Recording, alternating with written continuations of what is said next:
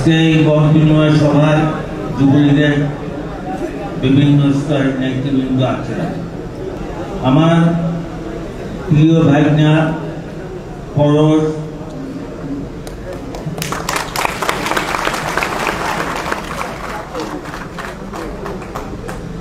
সেই ছোটকালের পরশের মা আব্দুমণি আমাকে তার সন্তানের মতো স্নেহ করতেন। আমার ক্লাস 7 পর্যন্ত উনি আমাকে লেখাপড়া শিখিয়েছেন। আমি চাই তার প্রতি শ্রদ্ধা সহকারে স্মরণ করি। যে কোনো রাজনৈতিক নেতৃত্বের প্রধান দায়িত্ব হল সামাজিক দায়িত্ব, দায়বদ্ধতা।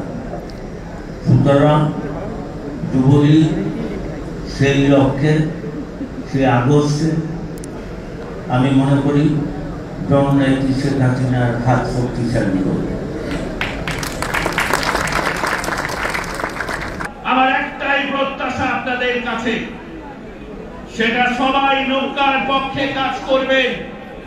আমাদের একটা বড়, সবচেয়ে বড় অ্যাডভান্টেজ যে জননেত্রী শেখ হাসিনার মনোনীত নৌকার প্রার্থী জনাব খোকন সেইনিয়াবাতের মতো একজন স্বচ্ছ প্রার্থী আমরা পেয়েছি।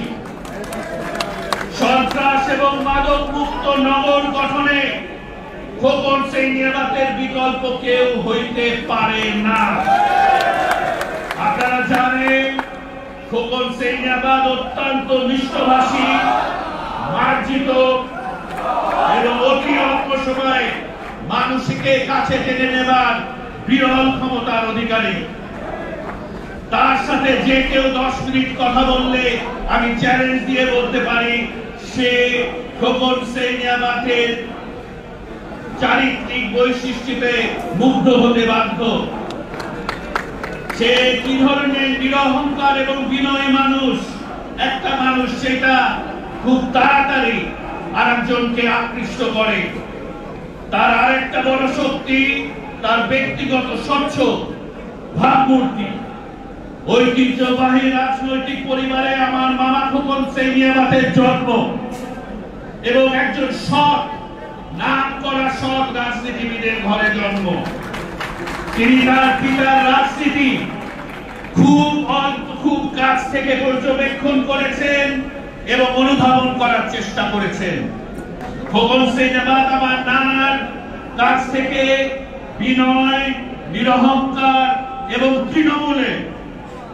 তৃণমূলের সর্বসাধারণকে মূল্যায়ন করার রাজনৈতিক দীক্ষা পেয়েছেন।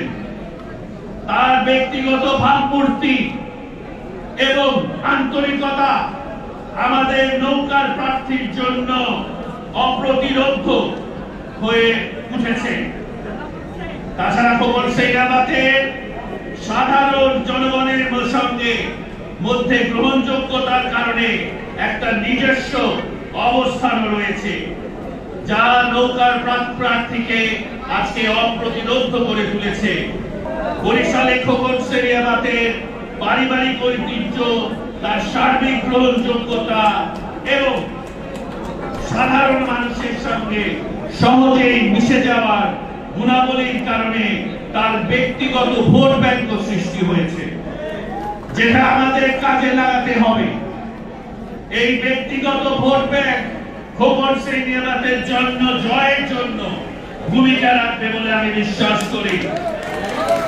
সন্ত্রাস ও দুর্নীতিমুক্ত, দক্ষ ও জবাবদিহিমূলক প্রশাসন সৃষ্টি করার ক্ষেত্রে খোকন সেইনিয়াবাতের কোনো অল্টারনেটিভ নাই।